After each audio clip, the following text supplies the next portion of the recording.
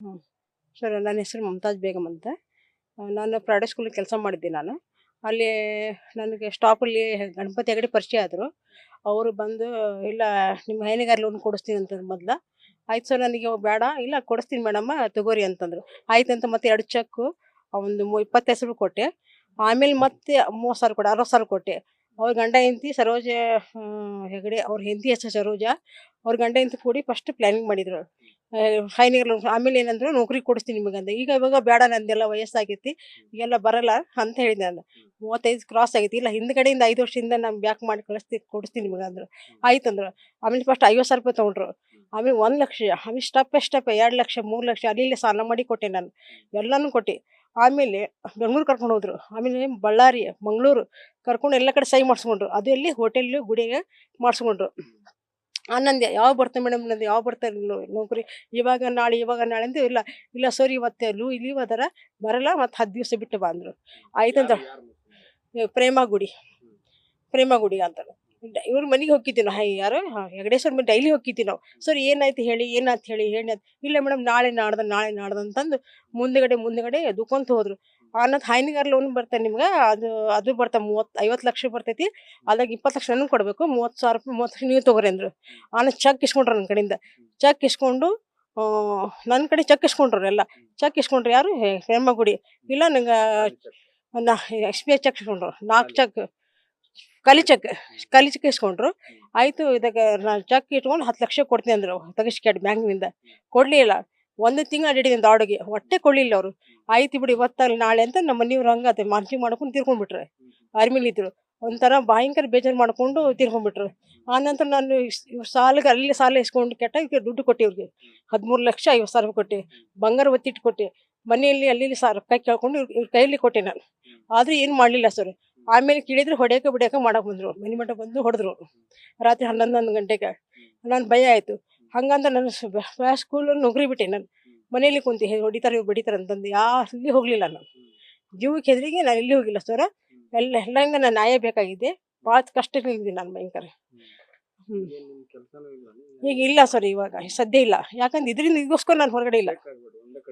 ಹ್ಞೂ ಇದಕ್ಕೆ ಹೋಗಿಲ್ಲ ಸರ್ ನಾನು. ಈಕಿ ಭಯದಿಂದ ಹೊರಗಡೆ ಹೋಗಿಲ್ಲ ನಾನು. ಆ ಕಡೆ ಸಾಲಾಗಿಲ್ಲ ಮಾಡಿನ, ಸಾಲಗಾರರು ಗಂಟು ಬಿದ್ದಾರ. ದುಡ್ಡು ಕೊಡಬೇಕಲ್ಲ, ಎಲ್ಲ ದುಡ್ಡು ಇಕ್ಕಿಗೆ ಕೊಟ್ಬಿಟ್ಟಿನಿ ನಾನು. ಈಗೆಲ್ಲ ತಪ್ಪು ತಿಳ್ಕೊಂಡ್ಬಿಟ್ಟಾರೆ. ಮನೆಯಲ್ಲಿ ಆಯ್ತು, ರಿಲೇಷನಲ್ಲಿ, ಹೊರಗಡೆ ಆಯ್ತು. ಏನು ಮಾಡ್ಯಾಳ ನನ್ನ ಮೇಲೆ ತಪ್ಪು ತಿಳ್ಕೊಂಡಾರೆ. ಹಂಗಂತ ಹಿಂಗೆ ನನ್ನ ನಡಕ್ಕೂ ನಂದು ರೊಕ್ಕನ ತೊಗೊಂಡ 4 ಮಂದಿನೂ ನನ್ನ ನಡಕ್ಕೆ ಇಟ್ಬಿಟ್ಟ ಸರ್, 4 ಜನಕ್ಕೆ. ಅವ್ರಿಗೆ ನಾನು ಸಾಕ್ಷಿ ಆಗ್ಬಿಟ್ಟೀನಿ. ನನ್ನ ಅಕೌಂಟಿಗೆ ದುಡ್ಡು ಹಾಕೊಂಡು ಅವ್ರಿಗೆ ಅಕ್ಕಿ ಅಕೌಂಟಿಗೆ ಟ್ರಾನ್ಸ್ಫರ್ ಮಾಡ್ಕೊತಿದ್ದವು. ಹಿಂಗಾಗಿ ಜನ ನನಗೆ ಕೇಳ್ತಾರಲ್ಲ ಸರ್. ಹಾಗಾಗಿ ಭಾಳ ಕಷ್ಟದಿದ್ದೆ ಸರ್. ನಂದು ಬಂಗಾರ ಎಲ್ಲ ಕಳ್ಕೊಂಡಿನಿ, ಎಲ್ಲ ಕಳ್ಕೊಂಡಿನಿ ಸರ್ ನಾನು. ಎಲ್ಲ ಅನಾಥನ ಇದ್ದೀನಿ ಸರ್. ಇವಂಕರ ಭಾಳ ಹೋಗಿದ್ದೆ ಸರ್, ಪೊಲೀಸ್ ಸ್ಟೇಷನ್ಗೆ ಹೋಗಿದ್ದೆ. ಅವ್ರು ಸರಿಯಾಗಿ ನನಗೆ ರೆಸ್ಪಾನ್ಸ್ ಕೊಡಲಿಲ್ಲ ಅವರು. 4 ಸಲ ಹೋಗಿದ್ದೆ ನಾನು. ಹೋದ ಇವತ್ತು ಬಾ ಅಮ್ಮ, ನಾಳೆ ಬಾ ಅಮ್ಮ ಇದೇ ಹೇಳ್ತಿದ್ರು ಅವರು. ಏನೂ ಮಾಡಲಿಲ್ಲ, ಸುಮ್ಮನೆ ಆಗ್ಬಿಟ್ಟೆ ಸರ್. ಎಲ್ಲ ಕಡೆ ಬಂದೀನಿ ಸರ್, ಪೊಲೀಸ್ ಸ್ಟೇಷನ್ಗೆ ಹೋಗಿನಿ, ಎಲ್ಲ ಹೋಗಿವೆ. ಇವತ್ತು ನಾಳೆ ಸುಮ್ಮನೆ ಆಗ್ಬಿಟ್ಟೆ ನಾನು. ಅಲ್ಲಿ ಪೊಲೀಸ್ ಸ್ಟೇಷನ್ಗೆ ಹೋದ್ರು 4 ಮಂದಿ ಕರ್ಸಿದ್ದೆ ಸರ್ ಆಕಿ, ಪೆರ್ಮಾ ಗುಡಿನಕ್ಕೆ ಹೊಡಿಲಿಕ್ಕೆ. ಅಲ್ಲಿ ನನಗೆ ಒಂಥರ ಕೈ ಮಾಡಕ್ಕೆ ಬಂದರು ಅವರು. ಪೊಲೀಸ್ಗೆ ಇದೆ ಸರ್, ಹಿಂಗೆ ಹೊಡ್ಯಾಕೆ ಬಂದ ನೋಡ್ರಿ. ಅವ್ರೇನು ಕೇರ್ ಮಾಡಲೇ ಇಲ್ಲ. ಸುಮ್ಮನೆ ಆಗ್ಬಿಟ್ಟೆ. ಅಲ್ಲಿಂದ ಅವ್ರ ತಮ್ಮನೇ ಇದ್ದ ಸರ್, ಪರಶುರಾಮ. ಅವ್ನಿಗೆ 5 ಲಕ್ಷ ಕೊಟ್ಟೀನಿ ಸರ್. 6 ಲಕ್ಷ ಕೊಟ್ಟೀನಿ ಸರ್. ಅದು ನಂದು ಇದೆ, ಜನರಿದ್ದಿದೆ. ಅವನು ಧಮಕಿ ಕೊಡ್ತಾನೆ ಸರ್, ಏನು ಮಾಡಕ್ಕೆ ಹೋಗು, ಹೊಡಿತಾರೆ, ಜೈಲಿಗೆ ಹಾಕ್ತಾರೆ, ನಾನು 4 ದಿವಸ ನಾ ಆರಾಮ್ ಹೊರಗೆ ಬರ್ತೀನಿ, ಏನು ಹೇಳ್ತಿ, ಚಪ್ಪಲಿ ತುಂಬ ಹೊಡಿತೀನಿ, ನಿಂಗೆ ಆ ಥರ ಹೊಡಿತೀನಿ ಎಲ್ಲ ಹೇಳ್ತಾನೆ ಸರ್ ಅವ್ನು. ಧಮಕಿ ಕೊಡ್ತಾರೆ. ಹೊರಗೆ ಅಡ್ಡಾಡೋ ಗದಿನಲ್ಲಿ ಗೊತ್ತಾಗತ್ತೆ ನಿನಗೆ ಹೆಂಗೆ ಪರಿಸ್ಥಿತಿ ಹೆಂಗಾಗತ್ತೆ ಅಂತ ಹೇಳ್ತಾರೆ ಸರ್. ಎಲ್ಲಿ ಹೋಗ್ತಿ ಹೋಗು, ಯಾವ ಕಡೆ ಹೋಗ್ತಿ ಹೋಗು, ಹಿಂಗೆ ಧಮಕಿ ಕೊಡ್ತಾರೆ ಸರ್. ಜನರು ನನಗೆ ರೊಕ್ಕ ಕೊಟ್ಟರು ಬಿಡ್ತಾ ಇಲ್ಲ, ಭಾಳ ಕಷ್ಟ ಕೊಡ್ತಾ ಇದ್ದಾರೆ ಸರ್ ಜನ ಎಲ್ಲ. ಇಷ್ಟು ಥರ ನನಗೆ ಅನ್ಯಾಯ ಆಗಿದೆ ಸರ್. ನ್ಯಾಯ ಬೇಕು ನನಗೆ. ನಮ್ಗೆ ಕರ್ಕೊಂಡು ಹೋಗಿದ್ದು ಸರ್ ಬೆಂಗಳೂರು, ಬಳ್ಳಾರಿ, ಎಲ್ಲೇ ಹೋಗ್ಬೇಕಾದ್ರೆ ನಾನು ದುಡಿಸ್ಕೊಂತಿದ್ಲು. 50,000 ಕೊಡು, ಡೀಸೆಲಿಗೆ ಬೇಕು, ಅಲ್ಲಿ ಸೌರಿಗೆ ಕೊಡ್ಬೇಕಂತ ಹೇಳ್ತಿದ್ರು ಅವ್ರು. ನಮ್ಮ ದುಡ್ಡು ತೊಗೊಂಡು ನಮಗೆ ಮಾಡಿದ್ಲು ಸರ್ ಆಕೆ. ಅಲ್ಲಿ ರೂಮ್ ಬುಕ್ ಮಾಡಿದ್ಲು. 1 ದಿವಸ 2 ದಿವಸ ರೂಮ್ನಾಗ ಇಟ್ಕೊಂಡಿದ್ರು. ಆಮೇಲೆ ಸರ್ ಬಂದಿಲ್ಲ, ನಾಳೆ ನಾಡ್ದೆ ಎಲ್ಲೇ ಹೋಗಿ ಸಹಿ ಮಾಡಿಸ್ಕೊಂಡು ಕರ್ಕೊಂಡ್ಬಂದ್ಬಿಡಿದ್ರು. ಮತ್ತು ಮುಂದಿನವ್ರು ಹೋಗೋನು ಮತ್ತೊಂದು 5,000 ರೂಪಾಯಿ ಕೊಡಿ ಗಾಡಿಗೆ ಅಂತಿದ್ರು. ಈ ಥರ ಮಾಡಿರಿ ಸರ್. ಹೌದು, ಆರ್ಡರ್ ಲೆಟ್ರ್ ಅಂತೀರಿ. ಮತ್ತು ಅಲ್ಲಿ ಕೊಟ್ಟೀನಿ ಸರ್, ಅಲ್ಲಿ ಕಾಪಿ ಐತಿ ಒಂದು, ಕೊಡ್ತೀವಿ ಸರ್. ಆರ್ಡರ್ ಕಾಪಿ ಇವತ್ತು ಜಾಯ್ನಿಂಗ್ ಆಗಬೇಕು, ನಾಳೆ ಆಫೀಸ್ಗೆ ಹೋಗ್ಬೇಕು ಅಂತಂದು, ಇಂಥ ಊರಲ್ಲಿ ಹೋಗ್ಬೇಕು, ಟ್ರೈನಿಂಗ್ ಐತೆ ಅಂತಂದು ಅಂತ ಕೊಡ್ತಿದ್ರು ಅವ್ರು ಲೆಟ್ರ್. ಹಾಂ, ಶೇಕ್ ಲೆಟ್ರ್. ಅಲ್ಲ ಫೇಕ್ ಲೆಟರ್ ಕೊಡ್ತಿದ್ರು. ಕೊಡ್ದಿಲ್ಲ ಮತ್ತೆ ಇಸ್ಕೊಂಡು ಕೈ ಸೈನ್ ಮಾಡಿಸ್ಕೊಂಡ್ಬಿಟ್ಟಿದ್ರು ಸರ್ ಆಗಿಂದಾಗ ಅವರು ನಮ್ಮ ಕೈ ಕೊಡ್ದಿಲ್ಲ ಅವರು ಸ್ವಲ್ಪ ನೋಡ್ರಿ ಸೈನ್ ಮಾಡಿ ಕೊಟ್ಬಿಡಿ ಅಂತಿದ್ರು ನಮ್ಗೆ ಕೊಡ್ದಿ ಫೋಟೋ ಹೊಡಕ್ ಕೊಡ್ದಿಲ್ಲ ಸರ್ ಅವರು ಏನು ಮಾಡಿದ್ದಿಲ್ಲ ಅವರು ಫೋಟೋ ಕೊಡ್ದಿಲ್ಲ ಏನಿಲ್ಲ ಇದರಿಂದ ಭಾಳ ಅನ್ಯಾಯ ಆಗಿದೆ ಸರ್ ಎಲ್ಲೂ ಹೋಗಕ್ಕೂ ದಾರಿ ಇಲ್ಲ ಹೊರಗಡೆ ಹೋಗಕ್ಕೂ ನನಗೆ ಭಯ ಆಗ್ತೈತೆ ಸರ್ ನಾನು ಡ್ಯೂಟಿ ಮಾಡೋಕ್ಕೂ ಆಗೋಲ್ದು ಇವಾಗ ಯಾರು ಇಲ್ಲ. ಇಲ್ಲ ಸರ್ ಯಾರಿಲ್ಲ ಸರ್ ಒಬ್ಬರೇ ಸರ್ ಯಾರಿಲ್ಲ ಸರ್ ಗಂಡನೂ ಇಲ್ಲ. ಇಲ್ಲ ಸರ್ ಇಲ್ಲ ಸರ್ ಗಂಡನೇ ತೀರ್ಕೊಂಡ ಸರ್ ಇವರಿಂದ ತೀರ್ಕೊಂಡೆ ಗಂಡ ಸರ್ ಇವ್ರು ಟಾರ್ಚರ್. ಇವ್ರು ರಿಕಾರ್ಡಿಂಗ್ ಐತೆ ಅವ್ರದ್ದು ಮಾತಾಡಿದ್ದು ಎಂದು ಮಾತಾಡಿ ಸರ್ ನೆಕ್ಸ್ಟ್ ಏನೇ ತೀರ್ಕೊಂಡರು ನಮ್ಮ ಮನೆಯವರು ಆ ರಿಕಾರ್ಡಿಂಗ್ ಕಡೆ ಇಲ್ಲ ಐತೆ ಸರ್ ಇವರಿಂದ ಏನ್ ಧಮಕಿ ಕೊಟ್ರಲ್ಲ?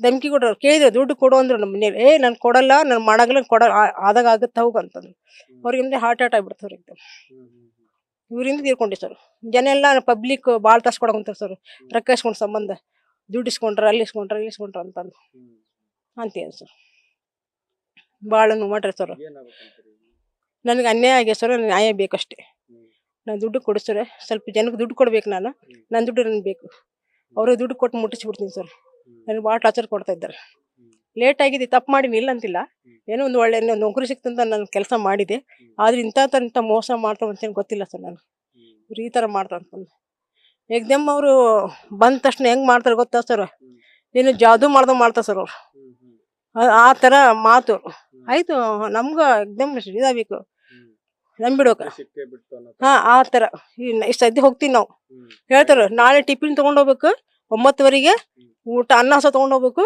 ಅಲ್ಲೇ ಊಟ ಮಾಡಬೇಕು ಕರೆಕ್ಟ್ ಟೈಮಿಗೆ ಡಿಸಿಪ್ಲಿನಾಗ ಹೋಗ್ಬೇಕು ಅಂತಿದ್ರು ಮರ್ದಿವ್ಸ ಫೋನ್ ಸ್ವಿಚ್ ಆಫ್ ಹಿಂಗೆ ಮಾಡ್ತಾರೆ ಇಲ್ಲ ನಾನು ಮಲ್ಕೊಂಡಿದ್ದೆ ನಾನು ಊರಲ್ಲಿ ಅಂತಿದ್ರು ಈ ಥರ ಮಾಡ್ರಿ ಸರ್ ಎಷ್ಟು ಇದೆ ನೋಡಿ ಸರ್ ಈ ತರ ಮೋಸ ಆಗ್ತಾ ಇದೆ ಜನರಿಗೆ ನೌಕರಿ ಆಸೆ ಹಚ್ಚಿ ಬಹಳ ಮೋಸ ಮಾಡ್ತಾ ಇದ್ದಾರೆ. ಬಹಳ ಪ್ರಕರಣಗಳು ಈ ತರ ಬೆಳಕಿಗೆ ಬರ್ತಾ ಇದ್ದಾವೆ.